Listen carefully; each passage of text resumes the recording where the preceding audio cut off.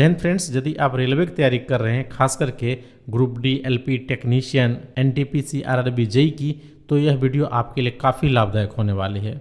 आज की वीडियो में टॉप 50 सवाल जो कि प्राचीन भारत के हैं, और ये सारे सवाल रेलवे के एग्जाम में बार बार दोहराए जाते हैं, पूछे जाते हैं और आने वाले एग्जाम में पूछे भी जाएंगे। और ऐसे ही ज्ञानवर्धक वीडियो के लिए हमारे चैनल को लाइक कीजिए, शेयर कीजिए, सब्सक्राइब कीजिए, ताकि वीडियो की नोटिफिकेशन आपको मिलती रहे।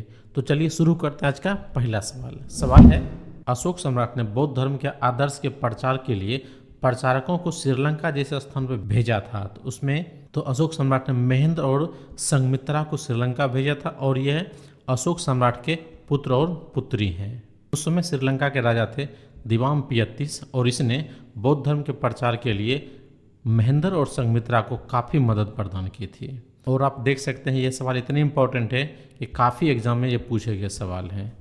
अब अगला सवाल है, भारतीय राजवंश जिसने शासकों के चित्र वाले सिक्के जारी किए थे, यह है सातवाहन। इसमें राजा के छवि के साथ साथ वहाँ की प्रतीक और लेख भी छपे रहते थे। अब अगला सवाल देखते हैं, कनिष्क किस वंश से संबंधित थे? तो इनका सही जवाब है कुषाण वंश से संबंधित थे। और इसके शासनकाल में जो बौद्ध धर्म है इनका काफ़ी विस्तार हुआ था, और इन्हीं के शासनकाल में बौद्ध धर्म की चौथी संगति हुई थी। इसके काल में कंधार कला और मथुरा कला का काफ़ी विस्तार हुआ था। अगला सवाल है, कुषाण राजाओं में सबसे प्रसिद्ध तीसरे शासक कौन थे? तो इनका सही जवाब है कनिष्क। इसके शासनकाल में जो बौद्ध धर्म है इसका विस्तार लगभग पूरे एशिया में हो गया था। इनकी जो मुद्राएं हैं इन पे यूनानी कला का प्रभाव दिखता है। अब अगला सवाल है, किस समय भारत की उत्तर पश्चिम सीमा पर कुषाणों ने अधिकार स्थापित किया था? तो इनका सही जवाब है ईसा पूर्व शताब्दी के शुरुआत में, और यह लगभग फर्स्ट सेंचुरी ईसा पूर्व की बात है। इसमें भारत, ईरान और चीन में व्यापार बढ़ने लगा था।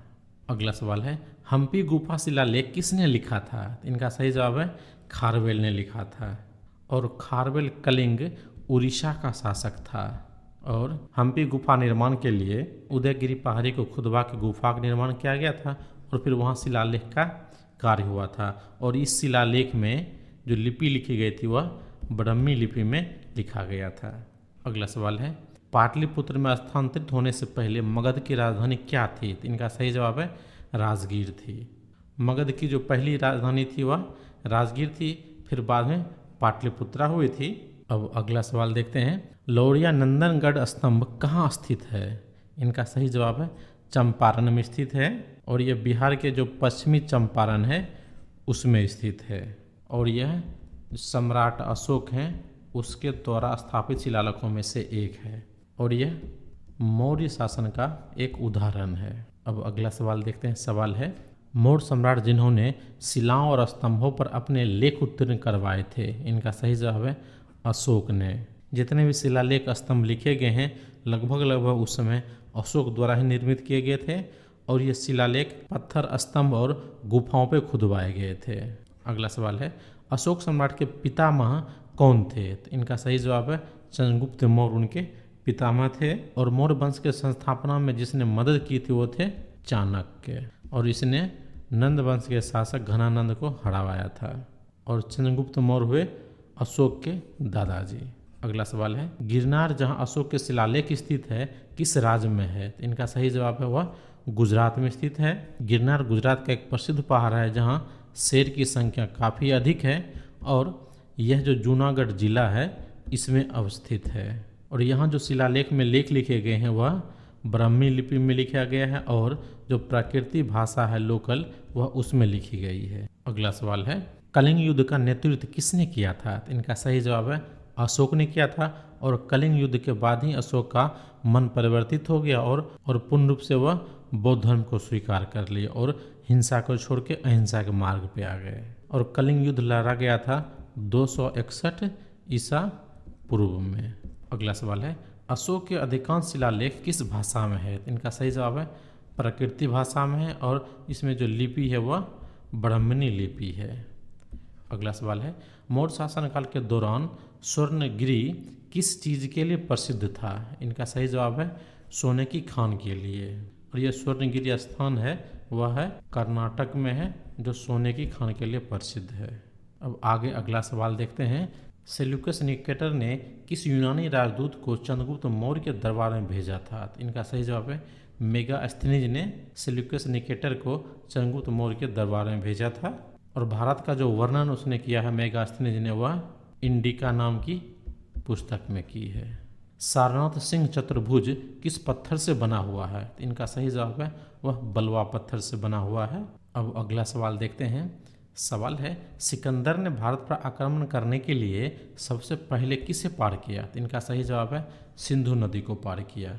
और सिकंदर ने भारत पर आक्रमण किया था 226 ईसा पूर्व में। और उस समय झेलम नदी के किनारे राजा पोरस से जोरदार इनकी लड़ाई हुई थी और यहाँ से सिकंदर लौट गया था वापस। अगला सवाल है मध्य प्रदेश में अशोक द्वारा बनाया गया बौद्ध स्मारक कौन सा था? इनका है सही जवाब सांची स्तूप। और ये एमपी यानी मध्य प्रदेश के जो जिला है रायसेन, यहाँ पे बना हुआ है और यूनेस्को इसे विश्व धरोहर घोषित कर चुका है। अगला सवाल है सांची का स्तूप का निर्माण किसने कराया था? तो इनका सही जवाब है अशोक ने करवाया था। अगला सवाल देखते हैं। सवाल है धम्मेक स्तूप किस वंश के शासन काल में बना था? इनका सही जवाब है मौर्य शासन काल में बना था। इसमें एक सवाल और बनता है कि धम्मेक स्तूप कहाँ है? तो इनका सही जवाब होगा वो है सारनाथ में। और यहीं पे भगवान बुद्ध ने अपना पहला उपदेश दिया था। बौद्ध संरचना धम्म स्तूप कहाँ पे है? इनका सही जवाब है वह सारनाथ में है। और देखिए इसी सवाल को उलट के पूछा गया था और ये सवाल 2021 का है और ये सवाल 2016 का है। अगला सवाल है तृतीय बौद्ध परिषद का आयोजन किसने करवाया? इनका सही जवाब है अशोक ने करवाया था। और जो चौथा है इन वीडियो के पहले में दिया गया था वह कुषाण शासनकाल में कनिष्क ने करवाया था। अब अगला सवाल देखते हैं। अगला सवाल है ऐतिहासिक मांडदेव रोड मौर्य वंश के शासनकाल में इनका नाम क्या था? इनका सही जवाब था उत्तरापथ। अगला सवाल है कलिंग युद्ध में हिंसा को देखकर अशोक सम्राट का हृदय परिवर्तन हुआ और वो किस धर्म के अनुयायी बने? इनका सही जवाब होगा वह बौद्ध धर्म के अनुयायी बने थे। और कलिंग युद्ध हुआ था 261 ईसा पूर्व में। अब अगला सवाल देखते हैं। सवाल है चंद्रगुप्त मौर्य के गुरु कौन थे? इनका सही जवाब विष्णुगुप्त, जिसे चनक भी कहा जाता है और कौटिल्य भी कहा जाता है।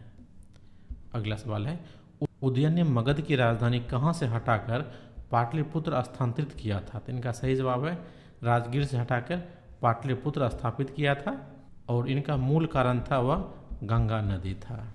अगला सवाल है पुस्तक इंडिका किसने लिखी थी? इनका सही जवाब होगा मेगास्थनीज ने लिखी थी। और ये सवाल देख सकते हैं कितने इंपॉर्टेंट है, इतने सारे एग्जाम में यह पूछे गए सवाल हैं। अब अगला सवाल देख लेते हैं। सवाल है अशोक के प्राचीनतम शिलालेख किस लिपि में लिखे गए थे? इनका सही जवाब है ब्राह्मणी लिपि में लिखे गए थे और इनकी जो भाषा थी वह थी प्राकृति थी। अगला सवाल है चंद्रगुप्त मौर्य के पुत्र जो मौर्य साम्राज्य के सिंहासन पर बैठा था वह था बिंदुसार। अगला सवाल है मौर्य प्रशासन में अध्यक्षों को विभिन्न विभागों के अधीक्षक किसने कहा? इनका सही जवाब है कौटिल्य ने कहा। अब आगे अगला सवाल देखते हैं। सवाल है किस मौर्य सम्राट ने धर्म विजय नीति अपनाई थी? इनका सही जवाब है अशोक सम्राट ने धर्म विजय नीति अपनाई थी। अगला सवाल है संघमित्रा और महेंद्र के पिता कौन थे? इनका सही जवाब होगा अशोक थे और अशोक ने संघमित्रा और महेंद्र को श्रीलंका बौद्ध धर्म के प्रचार के लिए भेजा था। अगला सवाल है अशोक के शासनकाल के सबसे महत्वपूर्ण घटनाएं कलिंग विजय आधुनिक किस राज्य में हुई थी? इनका सही जवाब है उड़ीसा में हुई थी और यह कलिंग युद्ध हुआ था 261 ईसा पूर्व में हुआ था। अगला सवाल है अशोक ने किस युद्ध के बाद बौद्ध धर्म अपनाया? यह है कलिंग युद्ध के बाद। प्रसिद्ध कलिंग युद्ध कब लड़ा गया था? इनका सही जवाब 261 ईसा पूर्व में।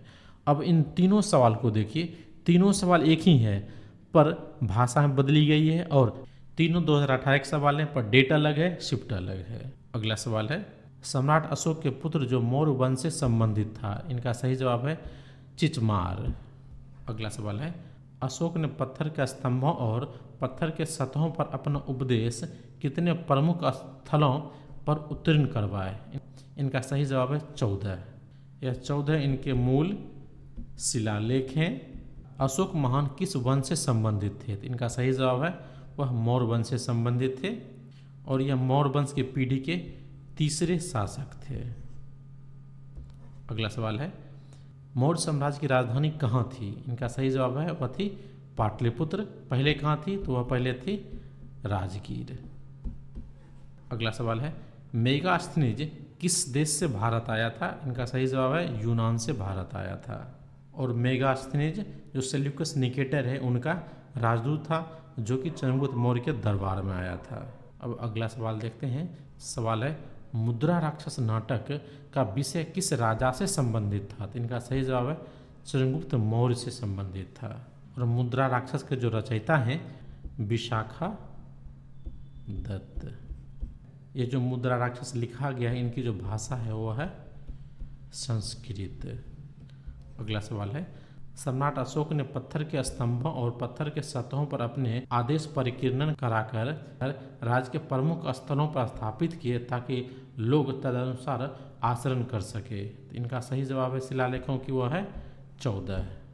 अगला सवाल देखते हैं अशोक महान किस वंश से संबंधित थे, इनका सही जवाब है मौर्य वंश से संबंधित थे।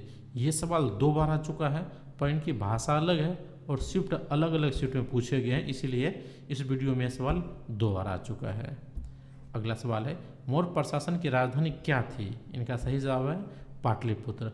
और ये सवाल 3 बार अलग अलग भाषा में आ चुका है और अलग अलग शिफ्ट में पूछे गए सवाल हैं। अगला सवाल है मेगास्थनीज भारत में आने वाले सबसे आरंभिक खोजकर्ताओं में से एक था, वह किस देश का था, तो वह था यूनान का। मुद्रा राक्षस नाटक का विषय किस राजा से संबंधित है, इनका सही जवाब है चंद्रगुप्त मौर्य से।